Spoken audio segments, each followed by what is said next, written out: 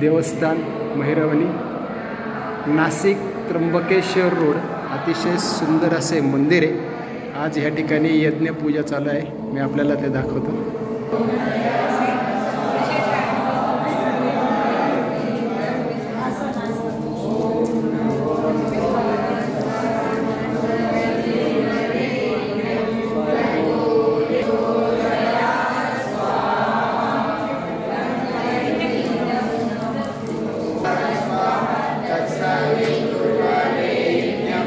But